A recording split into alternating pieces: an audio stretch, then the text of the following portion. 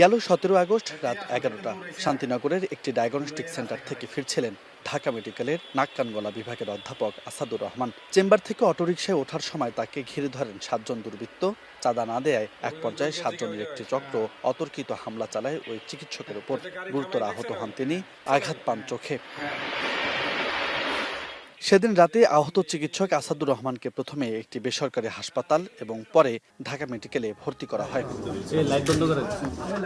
ঘটনার 5 দিন পর আহত চিকিৎসককে দেখতে শনিবার বিকেলে ঢাকা মেডিকেলে যান স্বরাষ্ট্রমন্ত্রী। তার শারীরিক অবস্থার খোঁজ নিয়ে সাংবাদিকদের সাথে কথা বলেন সালাউদ্দিন আহমেদ। এ সময় সন্ত্রাস ও চাঁদাবাজ ও মাদক ব্যবসায়ীদের আইনের আওতায় আনতে না পারলে পুলিশের বিরুদ্ধে ব্যবস্থা নেয়ার হুঁশিয়ারি দেন তিনি।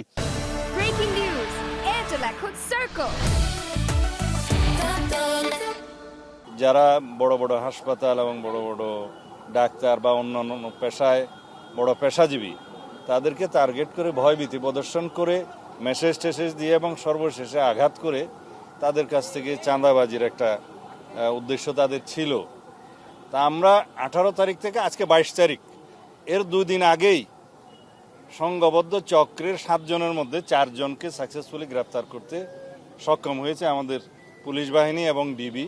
এদিকে সারা দেশে চাঁদাবাজদের তালিকা করা হচ্ছে জানিয়ে মন্ত্রী বলেন, শুধু চাঁদাবাজি নয়, চাঁদাবাজদের সাথে জড়িত পুলিশ সদস্যদেরও তালিকা করে দ্রুতই নেওয়া হবে ব্যবস্থা। এই চাঁদাবাজরা চাঁদাবাজি, তারা রাতারাতি কোটিপতি হতে চায় হয়তোবা, এগুলাই তাদের উদ্দেশ্য।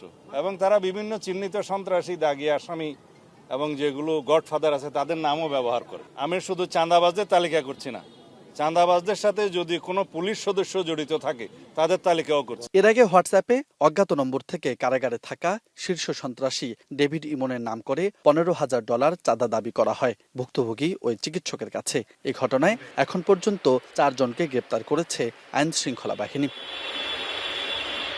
রাজু আহমেদ, এখন, ঢাকা।